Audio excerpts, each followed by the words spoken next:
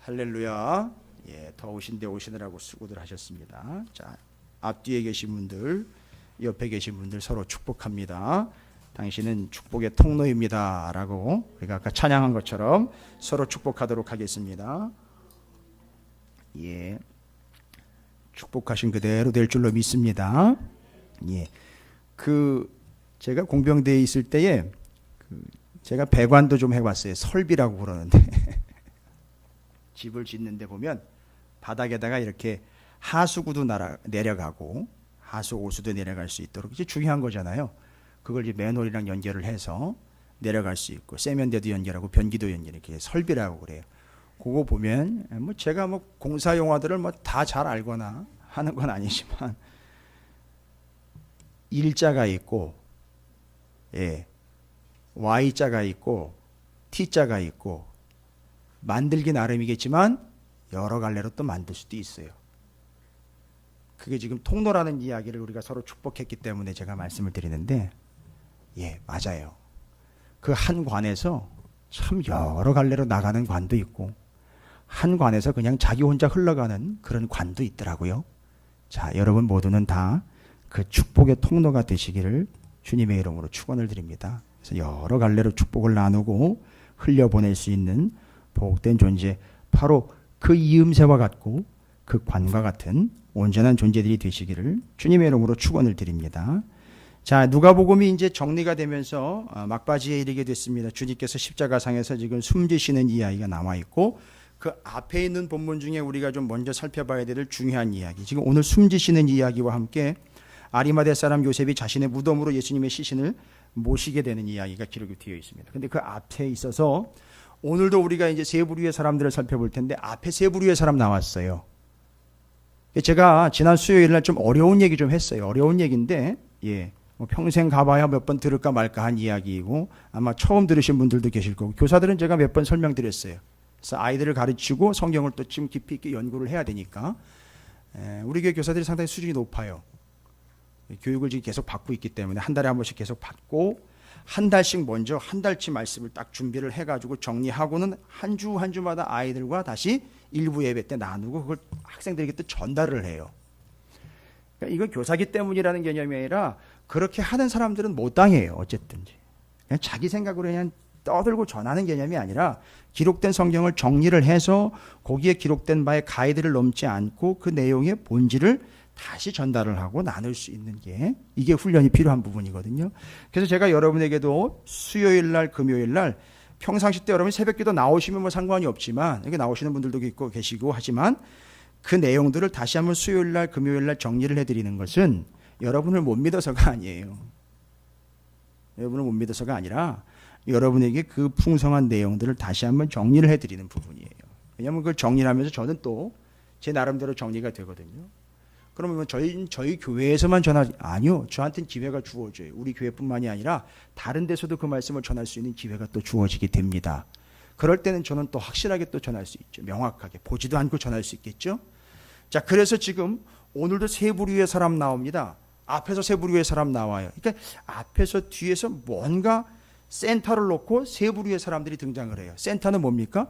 십자가 사건이에요. 예수 그리스도의 십자가에서 죽으심의 사건을 기준으로 해서 앞에 세 부류 나오고 뒤에 세 부류 나옵니다. 그 뒤에 세 부류는 지금 이제 본문 가지고 살펴봐야 되고요. 앞에 세 부류 우리가 살펴봤어요. 기억나십니까? 앞에 세 부류 누구였는지? 공회? 잠깐만요.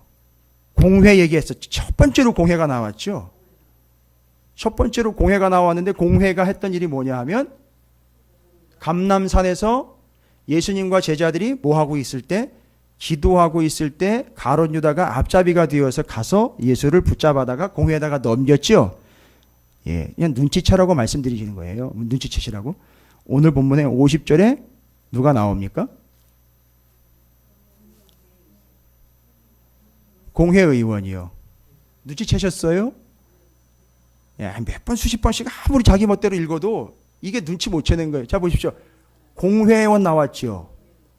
공회라는 70명 이상의 존재들이 모여가지고 자기들을 나름대로 멋대로 예수 그리스도를 재판했던 공회가 나왔는데 거기에 대응되는 인물로 공회원 중에 하나인 누가 나와요?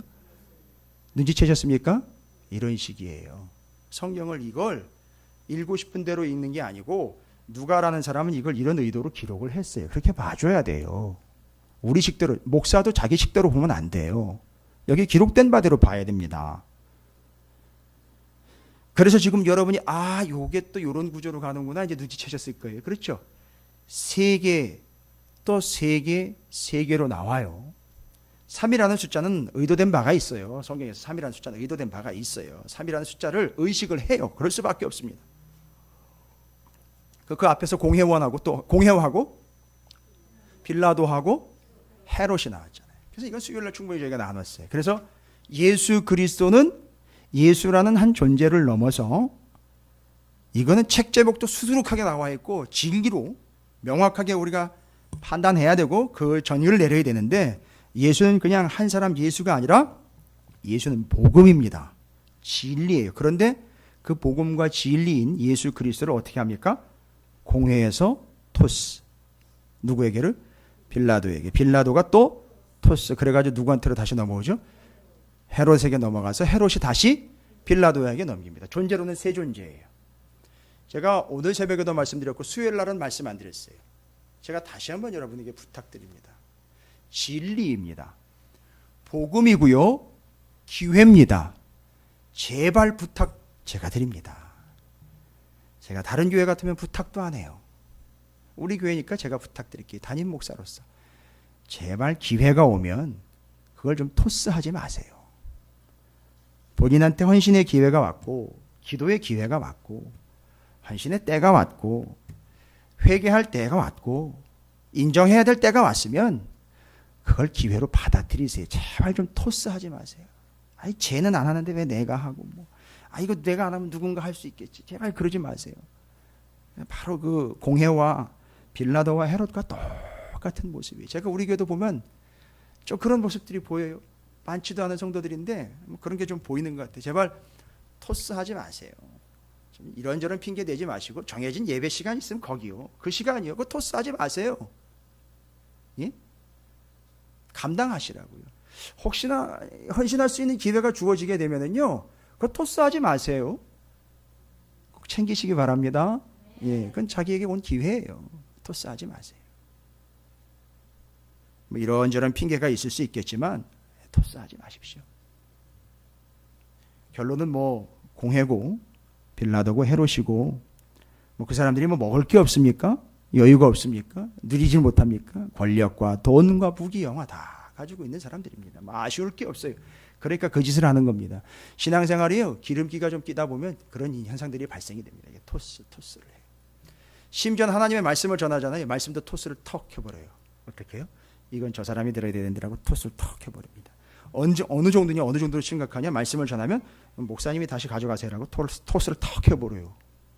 그럼 저는 냉큼 받아먹죠. 발에서 먼지를 떨어버리라 그랬잖아요. 그 말씀이 제 말씀이 되는 거죠. 제발이지 그렇게 토스하지 마십시오. 오늘 이 말씀도 누구 다른 사람한테나 다른 때나 다른 기회로 다른 조건으로 토스하지 마시고 여기 오늘 이 자리에 함께 하신 여러분께서 직접 받아 챙기시고 하늘로부터 내려온 양식이라고 믿고 받아 먹으시기 바라겠습니다. 누구처럼요? 에스겔처럼 그렇게 받아 먹으시면 됩니다. 그래서 세 존재 이야기가 이미 나왔어요. 그래서 공회, 빌라도, 헤롯 이야기가 나왔어요. 그게 뭘 중심으로 세 존재가 대립이 된다 그랬죠? 어떤 사건이죠? 가운데 지금 있잖아요. 지금 오늘 우리가 바라보고 있는 사건에 예수 그리스도께서 십자가에서 달려 돌아가시는 사건을 기준으로 앞에 세 존재, 뒤에 세 존재 나옵니다. 그런데 예수님이 또한 십자가에서 이 중요한 게 누가복음의 본문으로 보면 다른 본문 말고 누가복음의 본문으로 보면 이게 누가가 이제 의도했다라는 게 아시죠? 십자가에서 세 마디 고백을 합니다. 외침과 기도 세 마디예요. 굳이 세 개밖에 아니요. 가상 7월이라는 게 있지만 누가복음에서는 세 마디로 정리를 합니다. 그 세 개가 상당히 중요한 주제로 지금 들어와 있기 때문에 앞에 세 존재, 뒤에 세 존재, 가운데 십자가에서 예수님이 세 개의 기도문과 선포, 이걸 통해서 예수님이 직접 선포하신 세 마디가 있습니다. 세 개의 선포가 있습니다. 여러분 혹시 그게 뭔지 아시겠습니까? 앞에 있는 거 좀 보겠습니다. 32절부터 38절까지 보면 38절에 34절입니다. 34절에 십자가 위에서 하신 선포, 이건 곧 기도였거든요. 뭐라고 기도하셨느냐면 이에 예수께서 이르시되 아버지 저들을 사하여 주옵소서. 자기들이 하는 것을 알지 못함이니이다 하시더라. 그들이 그 옷을 나눠 제비 뽑을세. 요거는 성경에 나와 있는 내용이 그대로 되는 거죠. 구약 성경에 나와 있는 그 옷을 나누어 제비 뽑는다는 내용이 나와 있는데 이제 그대로 하는 것이고, 예수님이 하나님께 명확하게 요청하고 있는 기도의 내용은 뭐지요? 뭘 요청하고 있습니까? 이거 아무것도 모르는 이 백성들의 죄를 사해 주십시오. 여러분, 십자가 위에서 하나님께 예수님이 십자가에 못이 박혀가지고, 이게 그 역사적 고증에 의하면 예수님이 십자가에 못 박힐 때 못이 어디에 박혔느냐의 이 논제가 지금 상당히 많이 대두가 됐었는데, 아무리 가벼운 존재일지라도 이 손바닥에다가 만약에 하게 되면 이 몸무게를 못 견뎌가지고 이렇게 찢어져서 떨어진다고 그래요. 왜냐하면 이제 점점 가면서 이제 몸에 피와 물이 빠져버리면서 이게 축 처지거든요. 무게가 상당히 나갑니다.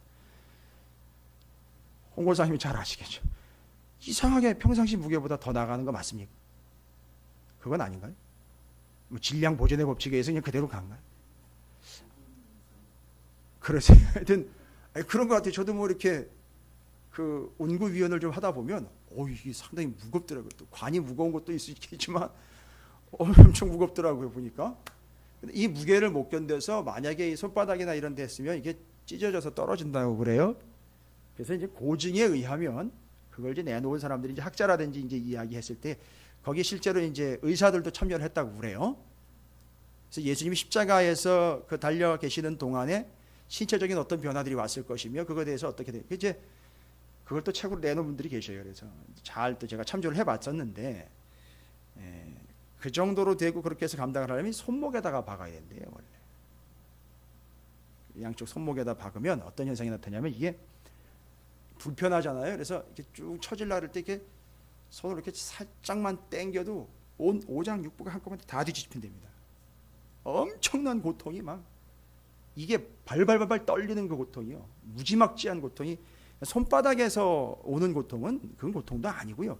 손목에 이게 심줄과 신경이 막 지나가니까 이게 쭉 당겨지면서 건들면은 온 몸에 머리끝부터 발까지 그냥 쫙 전기가 오는 것처럼 한 바퀴 다 뒤집히는 거예요. 이 속이.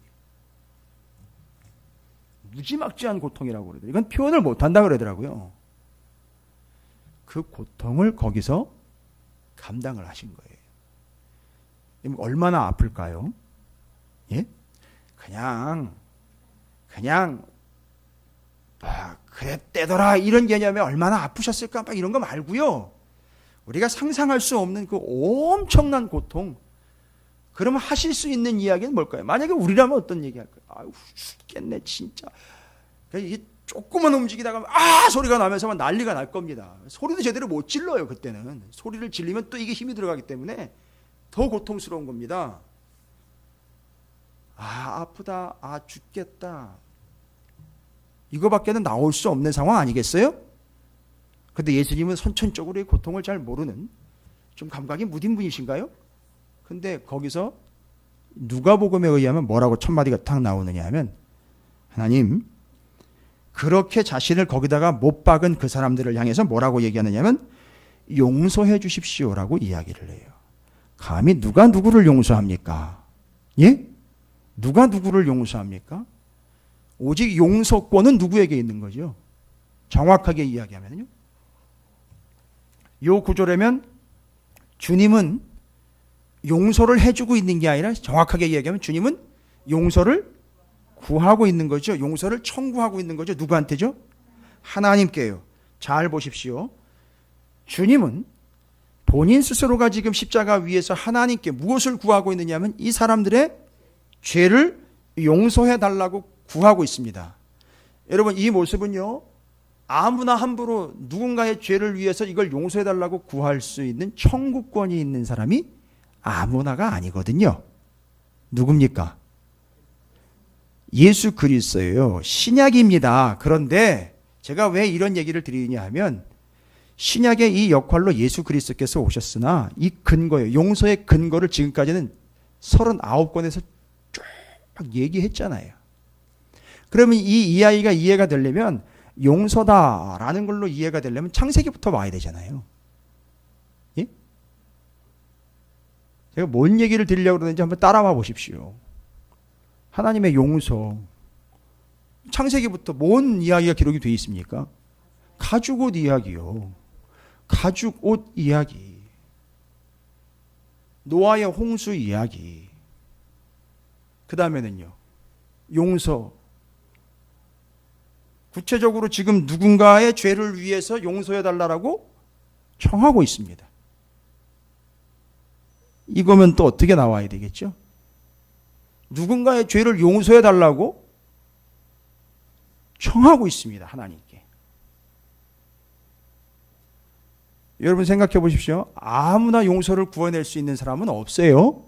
구조적으로 제도적으로 성경적으로 딱 한 사람만 이 권한을 부여받았어요. 하나님께 용서를 청구하러 들어갈 수 있는 사람, 대제사장이에요. 그러면 그 용서를 구하려면 반드시 필요한 게 있어요. 세 가지가 있어야 되잖아요. 용서를 구하러 들어갈 장소, 그 다음에 대신하여 용서를 구할 제사장, 그 다음에 그 죄의 값을 치르게 될 제물이, 이게 세 가지가 필요한 거예요. 그런데 지금 예수님은 그 십자가 위에서 사람들을 용서해달라고 이야기하고 있는, 역할상으로 보면 누구의 역할을 하고 있는 거죠? 대제사장이에요. 그러니까 히브리서가 이해가 되시는 거죠. 그러니까 이 복음서가 이해가 안 되면 히브리서가 이해가 안 되는 거죠. 왜냐하면 히브리서에 한 대제사장이 계시니 그가 바로 예수 그리스도인데 레위의 반차를 쫓지 않고 멜기세덱의 반차를 쫓았다니까 딱 정리가 되는 거예요. 그럼 잘 보십시오. 이게 왜 중요하냐면, 아니 누가 감히 하나님께 누구를 용서해달라고 청구를 할 수 있습니까? 그리고 용서를 구해낼 수 있을까요? 대제사장 외에는 한 존재도 없었습니다. 그런데 그 역할을 예수 그리스도께서 하고 계십니다. 근데 그걸 위해서 세 가지가 필요하다 그랬죠. 제물과 장소와 제사장 인물이 필요하다 그랬죠. 그 지금 어디서 뭐가 이루어지고 있는 겁니까? 십자가 위에서 용서가 이루어지고 있는데 제물은 어디 갔습니까? 예수가 하나님의 어린 양이 됐습니다. 그 다음에는요. 중재할 사람이죠. 대제사장. 누굽니까? 예수 그리스도예요. 장소는요. 어디로 들어가서 그걸 요구할 수 있죠? 피를 들고 지성소. 근데 예수님이 어디서 이걸 요구하고 있죠? 십자가. 따라서 외우십시오. 정확하게 파악하시고 다른 데 가서 이상한 소리 하지 마십시오. 십자가가 곧 지성소인 거예요. 이 땅에 세운 새로운 지성소인 겁니다. 그러니까 이 십자가 앞으로 나온다라는 이야기는 여러분이 이렇게 우습게 여러분 스스로가 조절하실 일이 아닙니다. 정해놓은 곳 바로 지성소입니다. 여러분이 십자가 앞으로 나왔다는 얘기는 예수 그리스도로 인하여 지성소로 마음껏 들락날락할 수 있는 자격을 부여받았다라는 사실입니다. 보시면 아시겠죠? 그러니까 39권의 전체 내용, 제사 제도, 시스템, 도피성, 가죽옷 이야기, 대제사장 이야기, 대속죄일 이야기가 여기 십자가를 통해서 싹 정리가 끝나버리는 거죠. 십자가가 지성소요, 예수가 제물이요, 예수가 한 대제사장으로서 십자가 위에서 용서가 이루어졌다라는 거예요. 그럼 뭘 얘기하는 겁니까? 39권 구약에 얘기된 어떻게 해서 용서가 이루어지는 그 제사제도, 1500년 동안 왔던 그 제사제도, 제사장제도, 제물, 이 모든 것이 다 한순간 한꺼번에 한 자리에서 완성 됐습니까? 용서해달라는 이 별것 아닌 것 같이 느껴지는 이거 그냥 대충 지나가 버릴 이 이야기가 예수 그리스도를 통해서 구약의 39권이 이루어진 거예요. 완성이 된 겁니다. 용서라는 타이틀로. 예수님이 뭐가 되셨는지 아시겠죠? 용서라는 말을 통해서 예수님이 대제사장이 되시고 제물이 되시고 십자가가 지성소가 됐다는, 외우세요. 그리고 전하십시오. 이 내용입니다. 그러니까 이 십자가 앞으로 나오지 않으면 불가능한 일이에요. 예수가 아니면 되지도 않을 일입니다. 예수 외에는 턱도 없는 일입니다. 이럴 때 오직 예수라는 걸 쓰는 거예요. 그 도피성에서 현직 대제사장이 죽을 때에만 그 도피성에 피신되어 있는 모든 영혼들이 풀려날 수 있다는 이 단 한 가지의 사실이 오직 예수라는 한 분을 통해서만 가능하다라는 이 분명한 용서의 타이틀이 그렇게 정리가 되는 겁니다. 어렵지 않죠? 혼란스럽지 않으시죠? 정리 끝내시기 바랍니다. 그 다음에 예수님이 하시는 말씀은 뭐냐? 39절부터 43절까지 얘기입니다. 참 아이러니하게 묘사와 표현들이 그 십자가에서 꼭 십자가 위에 3명 달려있는 모습 보이죠? 여기도 또 세 존재예요. 가운데 예수님을 중심으로 좌우편 강도들이 모입니다. 그리고 좌우편 강도리고 우편인지 좌편인지 기록은 안 돼 있습니다만 어쨌든 한쪽 편 강도와 한쪽 편 강도가 다른 운명을 타게 된다는 걸 기록을 하고 있습니다. 서로 욱신각신하다가 결국 어떤 결과를 예수 그리스도께로 얻게 됐느냐. 그럼 중요한 사실이 뭡니까? 39절부터 43절까지에 나와 있는 내용 중에 43절 예수께서 이르시되 내가 진실로 내게 이르노니 오늘 내가 나와 함께 낙원에 있으리라 하시더라. 이거 복수 아니죠? 단수지요. 너희들이가 아니라 네가, 너. 강도인데도 불구하고 그 강도 중에 하나 너가 콕 찍었어요. 그렇죠? 그러니까 손으로 못 찍었으니까 주님이 눈길로 찍었겠죠. 너. 누구를 바라봤던 눈이죠? 부인했던, 불빛을 쬐고 있었던 베드로를 부인하고 있었던 베드로를 정확하게 레이저로 바라봤던 그 눈길을 그대로 한 강도에게 쏴줬습니다. 너 나와 함께 뭐 하겠다? 낙원에 있으리라. 낙원은 뭔 낙원입니까? 지금 십자가에서 지금 고생하는 것도 아니고 지금 인생을 종치게 생긴 판인데 그 얘기가 아니잖아요. 이건 뭘 얘기하는 겁니까?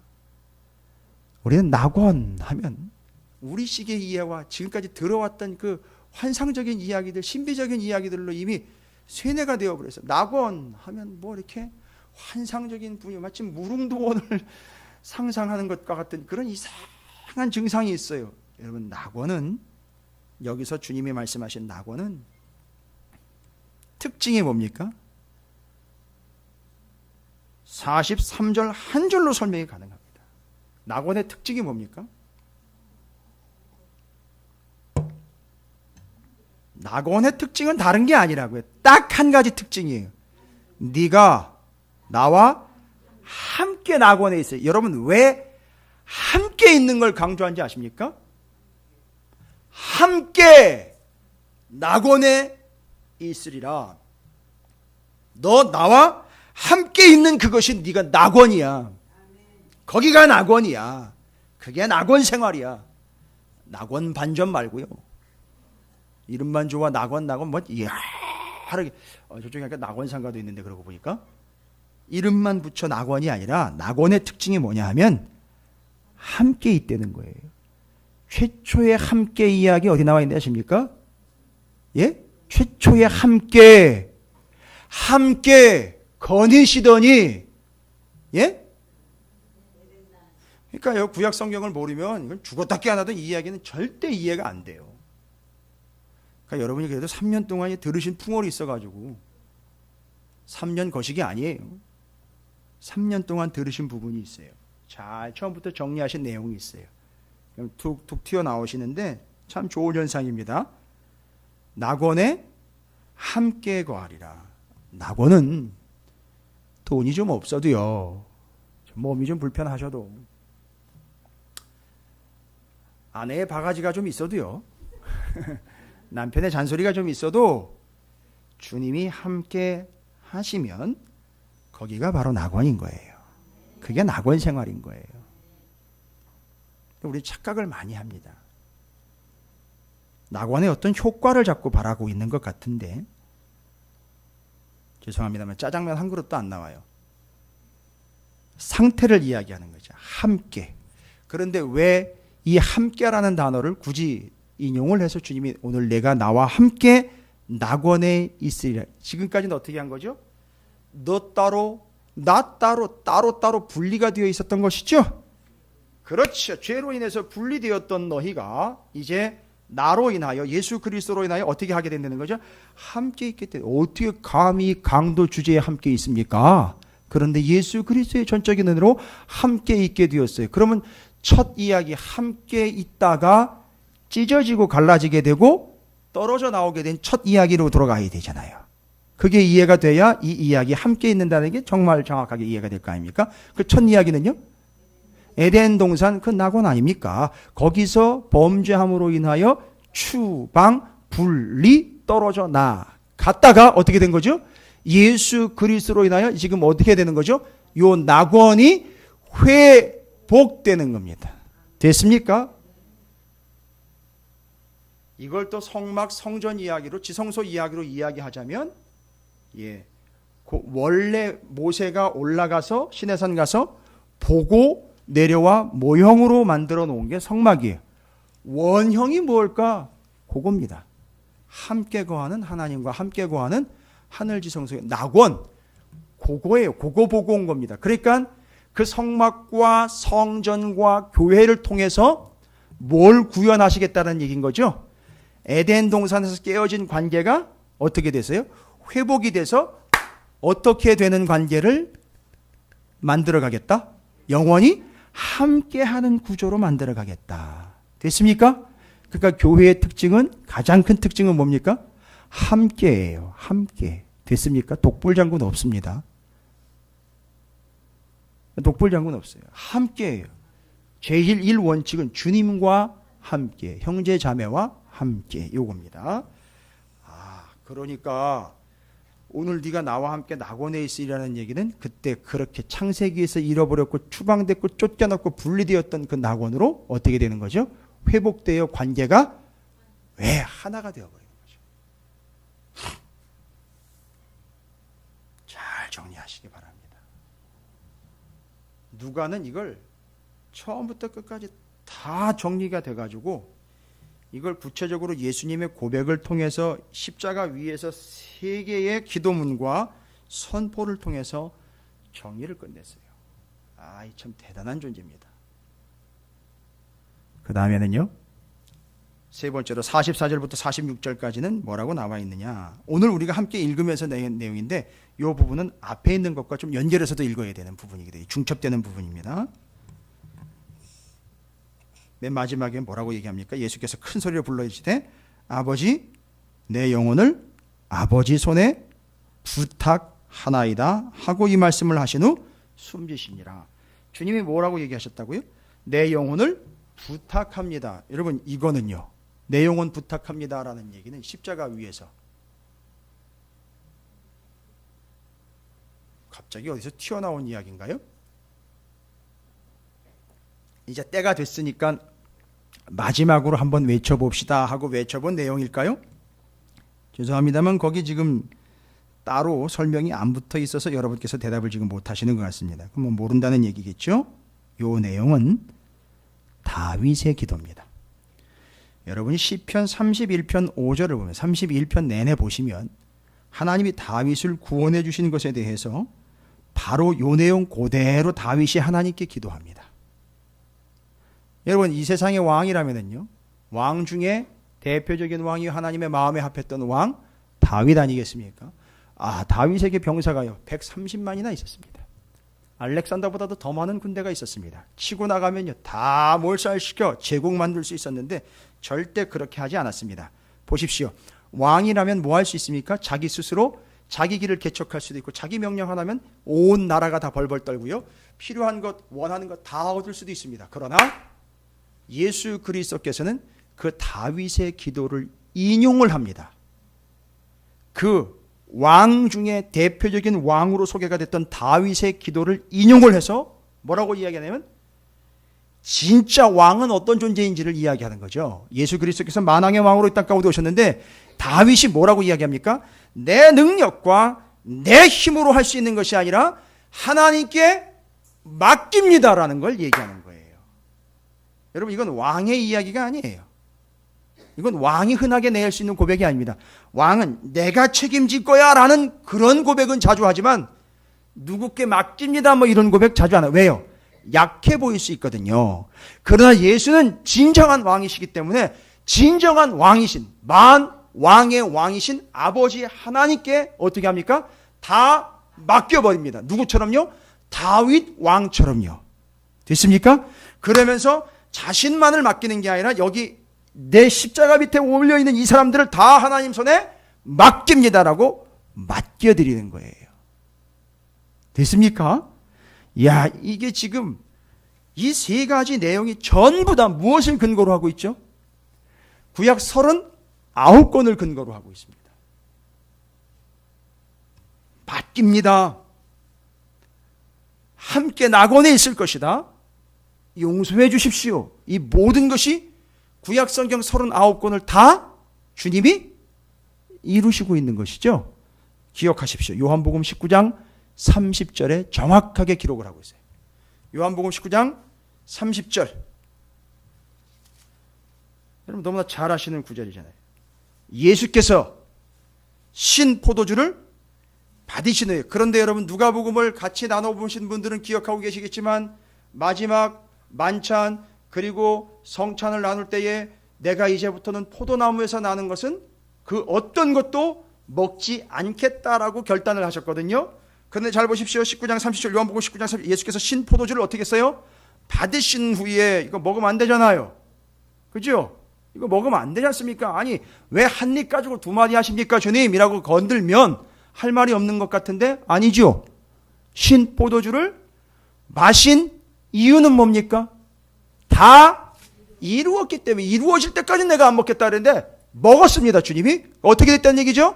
다 이루었다는 얘기예요. 이번 주 주일 말씀의 내용이 에스겔이 모로 넣고 배설물에다가 그 떡을 구워 먹다가 이제는 하다 별짓까지 다 합니다. 무슨 짓까지 하는지 아십니까? 머리털 수염까지 죄다 깎아버려요. 예? 머리털 수염 깎습니다. 여러분 머리털 수염 깎는 거 좀 생각 좀 하고 오시라고 제가 지금 던져드리는 거예요. 머리털하고 수염 깎는 거예요. 제사장이 절대 손대면 안 되는데 깎아버렸습니다.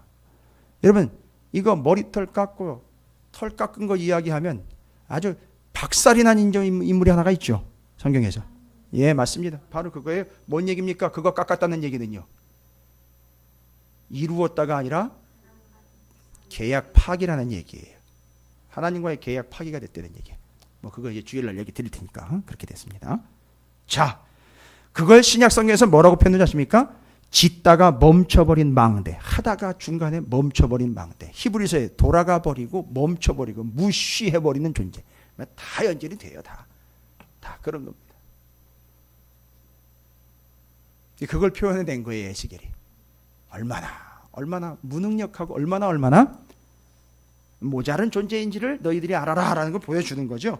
어쨌든 그건 뭐 거기에 가서 이야기할 건데 여기서 오늘 이야기할 때 예수님이 신 포도주를 받아 먹고 뒤에 주님이 직접 말씀하시죠. 다 이루었다 하시고 머리를 숙이니 영혼이 떠나가시니라. 자, 그러면 이 이야기가 누가복음엔 다 이루었다라는 표현은 안 나와 있지만 제가 지금 말씀드린 내용이 있죠. 용서해 주십시오라고 누구의 역할을 했죠? 대제사장의 역할을 했죠. 그 다음에요. 내가 오늘 나와 낙원에 함께 있으리라 해서 처음에 잃어버렸던 그 에덴 동산의 하나님과의 함께 거니시던 그때를 다시 회복하기 위해서 낙원이 회복된 거죠. 그 다음에는요. 다윗의 고백인 주님께 맡깁니다라고 이야기한 진짜 왕, 자기가 왕 되려고 하지 않고 하나님 왕이심을 고백하며 다 맡겨버린 신뢰와 믿음, 이걸 통해서 진짜 왕다운 모습, 제사장 나라의 왕, 하나님 나라의 왕, 통치자, 다스리는 자의 모습으로 하나님의 왕이시라는 걸 드러내고 계십니다. 그렇죠? 그러면 이게 다 뭘 이야기했는지 제가 말씀드렸잖아요. 전부 다 구약의 39권을 완성, 곧 이루신 모습이라는 걸 얘기를 드리는 거예요. 됐습니까? 그래서 요한복음 19장 30절에서는 요걸 갖다가 다 이루었다라는 거예요. 상당히 여러분 오늘 이 내용은 아주 심도 있을 뿐만 아니라 여러분이 누구에게 전하든지 절대 어느 누구에게 전하든지 흔들리지 않고 전할 수 있는 분명하고 명확한 사실이에요. 아주 명쾌상쾌 통쾌하게 전할 수 있는 복음의 본질과 내용입니다. 되셨습니까? 그게 십자가 위에서 이루어진 세 가지 주님의 선포와 기도의 내용을 통해서 39권이 다 이루어진 것을 이야기합니다. 자, 그렇다면요, 이걸 봤어요. 주님이 이렇게 이 39권과 구약의 하나님의 말씀과 예언과 약속을 다 이루었다는 걸 봤어요. 그렇죠? 직접 말씀하시는 것도 밑에서 들었습니다. 그렇죠? 그러면 그럼 도대체 우리는 어떻게 반응을 해야 되는 겁니까? 이런 주님께 어떻게 반응을 해야 되는 겁니까? 이런 주님을 어떻게 받아들여야 되는 겁니까 도대체? 그게 바로 이런 주님에 대해서 앞에서는 어떻게 했어요? 이런 주님이라고요. 지금 오늘 제가 충분히 설명드렸어요. 십자가에서 용서, 완성, 낙원 회복, 왕권 회복 이거 다 이루신 주님. 그 앞에서는 어떻게 따르습니까? 그 주님을. 그렇지요. 공회, 빌라도, 헤롯이 서로 토스를 해버렸습니다. 그런데 뒤에 십자가 사건을 중심으로 뒤에는 그들과는 완전히 다르게 반응하는 새 존재가 기록되어 있다는 거예요. 됐습니까? 오늘 그거 이제 집중해야 돼요. 어렵지 않으시죠? 너나 어렵지 않죠? 뭐 얼마나 더 쉽게 말씀드릴까요? 모르죠. 제가 이제 다른 교회 가서 전해보면 알겠죠. 다른 무리들을 대상으로 전해보면 알겠죠. 우리 교회 수준이 어느 정도인지. 저는 지금 누가 됐든 어떤 사람이 됐든 처음 듣는 사람이 됐든 뭐가 됐든지 간에 성경을 전체적으로 지금 설명해 드리면서 구약 성경을 전제로 이 내용이 이해되실 수 있도록 이제 말씀을 전하는 거예요. 이 틀을 좀 이해를 하실 거예요. 우리 교회 성도님들은. 자, 그러면 앞에 있는 공회, 빌라도, 헤롯과는 다른 반응을 보이는 다른 사람들 이야기가 그 뒤로 나와 있어요. 이게 이제 기가 막힌 구절이라는 거죠. 오늘 여러분이 좀 집중해 보셔야 될 게 바로 이 사람들 이야기입니다. 누굴까요? 23장 44절부터 56절까지 나와 있는 이 사람들입니다. 44절 때가 제6시쯤 되어 해가 빛을 잃고 온 땅에 어둠이 임하여 제9시까지 계속하며 성소 휘장이 한가운데가 찢어지더라. 예수께서 큰 소리로 불러 이르시되 아버지 내 영혼을 아버지 손에 부탁하나이다 하고 이 말씀을 하신 후 숨지시니라. 이걸 봤어요. 봤지요? 그리고 그 바로 47절에 누가 등장합니까? 백부장. 여러분 백부장은요 이방인입니까? 유대인입니까? 예? 이방인입니까? 유대인입니까? 이방인이에요. 유대인이 아니에요. 신앙생활 열심히 해왔던 자리매김을 이미 교회 안에서 충분히 하고 있는 사람들 얘기가 아니고 개 취급받고 있고 외면당할 수밖에 없는 이방인의 백부장이 등장을 합니다. 그리고 백부장이 이방인이 처음으로 유대인이 아닌 이방인이 처음으로 고백합니다. 말하자면요 우리 교회 지난주에 새로 등록한 세교인이 이야기하는 거예요. 예. 어느 교회는 새 가족 들어오면 겸상도 안 한다고 그래요. 수준이 안 맞아서 그렇게 깔보고 무시할 수 있는 대상이 아니에요. 백부장인 이방인이 그 된 일을 보고 뭐래요? 하나님께 영광을 돌려 이르되 이 사람은 뭐래요? 정령 의인이었도다. 와, 이걸 어떻게 알아낸 건가 이 사람이 도대체? 에? 예수 그리스도를 보는 순간 빌라도와는 달리 백부장은 그렇죠. 이해가 되시니까? 그 빌라도와는 달리 정치적으로 이 문제를 해결하겠던 빌라도와는 달리 죄가 없다라고 이야기했는데 그때 문제는 뭐였죠? 죄가 없다. 3번이나 얘기했죠. 예수는 죄가 없다, 죄가 없다, 죄가 없다. 여러분 그때 심각한 게 뭐예요? 예수는 죄 없다라만 끝나버리면 뭐가 실종이 돼버리죠? 죄가 실종돼 버려요. 그러면 그 죄가 어떻게 돼버립니까? 떠돌아다닌다는 얘기죠. 그리고 그 죄를 누구에게 전가를 시켜버리죠? 다른 사람에게 죄를 탁 뒤집어 씌우면서 예수는 죄 없고 너는 죄 있다. 이렇게 돼버린다는 얘기죠. 그러면 예수가 죄 없습니다라는 고백에 이어져야 되는 건 뭐죠? 예수에게는 죄가 없고 누구에게 죄가 있다는 거죠? 내게 죄가 있어. 백부장은 지금 어떤 거죠? 저분에게는 뭐가 없다는 거죠? 의인이라는 얘기는 죄가 없습니다 하면서 진정한 뭐였다? 의인이었다라고 이야기하면서 이 백부장은 뭘 인정하는 거죠? 이거 누구랑 대조시키는 겁니까? 앞에 셋, 뒤에 셋이라 그랬잖아요. 앞에 셋, 뒤에 셋이라 그랬잖아요. 누구랑 대조가 되는 겁니까? 예? 누구랑 대조가 되는 거예요? 죄가 없다, 죄가 없다, 죄가 없다 하고는 그 죄를 실종시켜 버렸어요. 그 죄가 없다라는 건 주님께 죄가 없다는 얘기는 결론으로 어떻게 귀결이 되어 있는 거예요? 내가 죄인이다라고 기결이 돼야 되는데 누구는요? 빌라도는 스스로의 죄를 인정하지 않았으나 그와는 반대로 대조되게 누구는요? 백부장, 당연히 빌라도 로마 사람 이방인 아닙니까? 백부장, 로마 사람 이방인이잖아요. 그 사람이 뭐라고 고백한다고요? 저 사람은 진짜 의인이요 죄가 없습니다 하면서 그 표현을 보십시오. 이 표현은 그냥 넘어가면 안 되고요. 그 표현이 가지고 있는 건 뭐냐면 정령 의인이었도다 하고 뭐를 얘기하는 겁니까? 이 백부장은 자기 스스로도 자기가 죄인이다라는 걸 입을 다물어 버리는 거예요. 이 말을 못 하는 거예요. 지금 자기가 죄인이기 때문에 말을 못 하는 겁니다. 누구랑 대조가 된다고요? 잘 정리하십시오. 이번 기회에 정리하세요. 지나가면 안 와요. 앞에 셋, 뒤에 셋이라고 제가 얘기 드렸죠. 십자가 사건에서 3마디 얘기하셨잖아요. 정확하게 정리하고 그거에 대한 반응을 얘기하는 거예요. 빌라도랑 대조가 되는 백부장이에요. 같은 비읍으로 시작되잖아요. 웃으시려면 크게 웃으셔도 돼요. 제가 오해합니다. 저를 비웃는 걸로요. 빌라도 백부장 같은 비읍이라고요. 그래서 둘이 대조가 되는 거예요. 됐습니까? 앞에 셋, 뒤에 셋으로. 넌 주석서 찾아보십시오. 절대 이 설명은 안 나와 있어요. 그래서 제가 아주 당당하게 얘기 드리는 거예요. 정확하게 말씀드리는 거 잘 정리하시라고. 구조를 못 봤기 때문에 설명이 안 되는 거예요. 이렇게 구조를 안 봤기 때문에. 그 다음에는요, 누가 얘기 나옵니까? 이를 구경하러 모인 무리들도 그 된 일을 보고 어떻게 해요? 다 가슴을 치며 돌아갔다라는 얘기. 가슴을 치면서 돌아갔다. 어떻게 된 거죠? 회개했다는 얘기예요. 이게 통곡하면서 돌아간 베드로와 같은 모습으로 지금 소개를 하고 있는 거예요. 됐습니까? 통곡을 한 거예요. 통곡을 한 거예요. 이게 누구랑 비교가 되는지 아십니까? 무오만 예수에게서 뭐 한번 받아볼까 해가지고 뭐 한번 찾아볼까 해가지고 헤롯이 뭐요? 이적, 표적 뭐 저거 건져 먹을 거 없나 뭐 이렇게 붙었던 그죠? 그 사람과는 달리 여기 이 사람들은 전적으로 회개하면서 이제 이 사람들의 위치에서 보면 백부장과 같은 반응이라고도 볼 수 있어요. 그렇죠?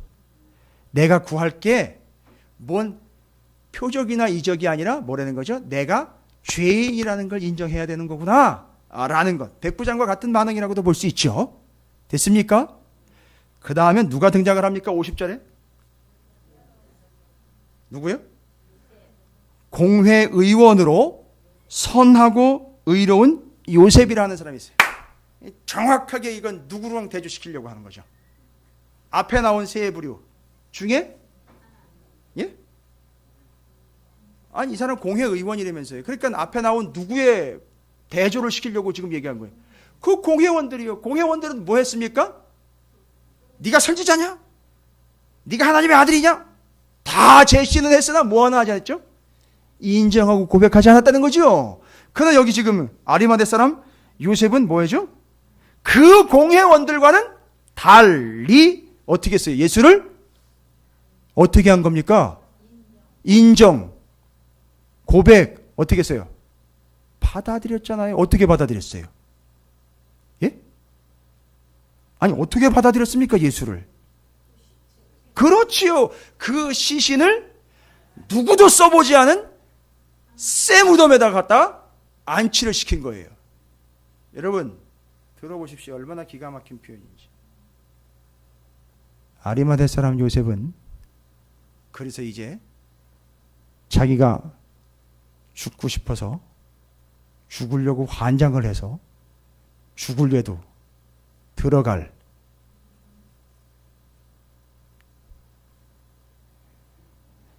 이렇게 감각들이 조금 떨어지시는 것 같아요.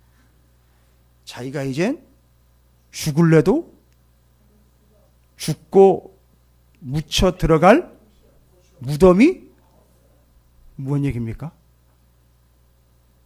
영생이요. 주님께 내 죽음을 내어 드리고 나는 죽을래야 죽을 수가 없는 존재가 되어버린 게 아리마대 사람 요셉. 그래서 그는 선하고 의로운 요셉이다라고 이야기를 해요. 와우.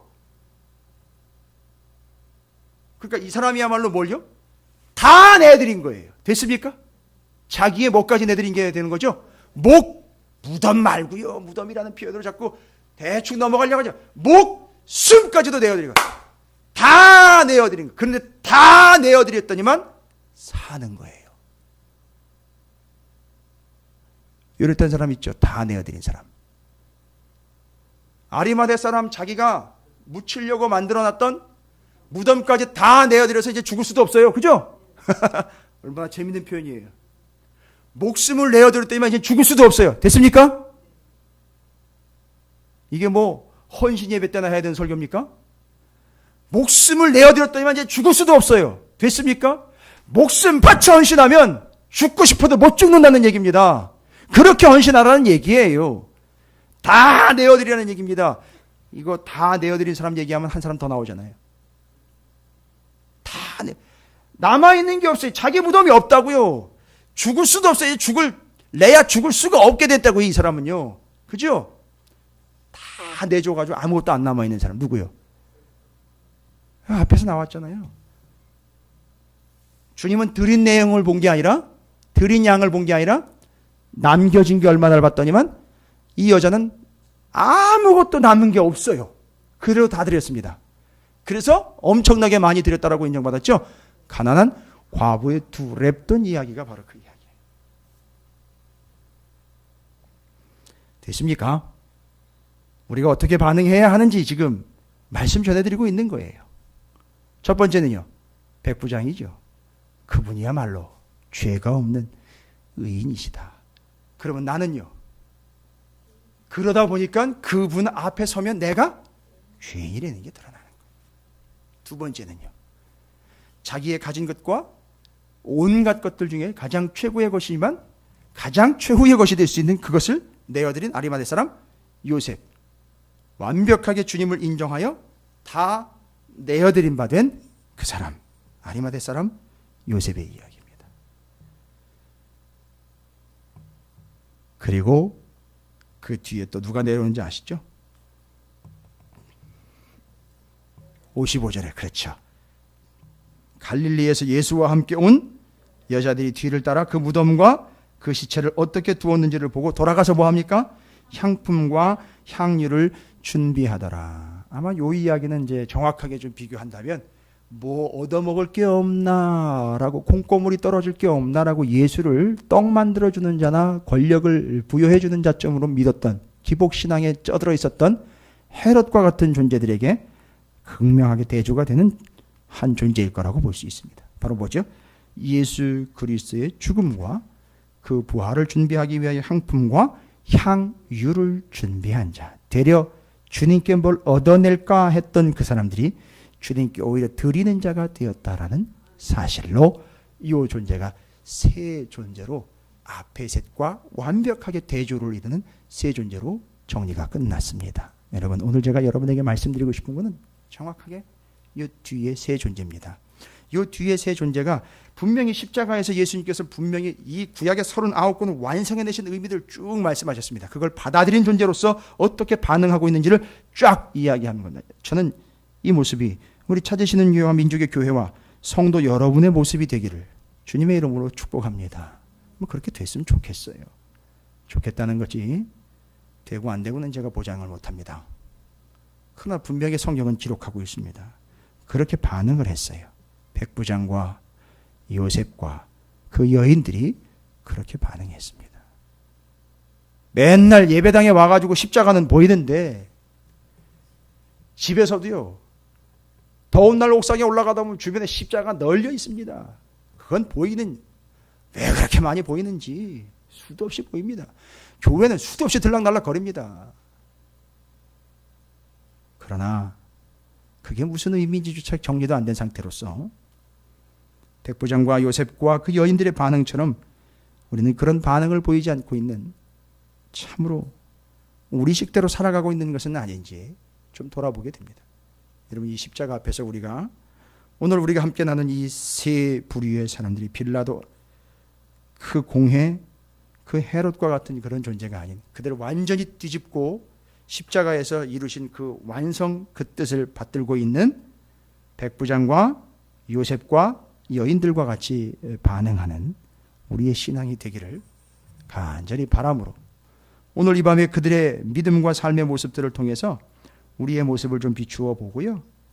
오늘 이 밤에 그 예수 그리스도를 온전히 인정하며 받아들이고 내어드리며 헌신의 자리로 나아가는 우리의 삶이 될 수 있도록, 그래서 백부장과 요셉과 그 여인들과 같이 주님께 십자가 앞에서 반응하는 교회와 성도들이 되시기를 주님의 이름으로 축원을 드립니다.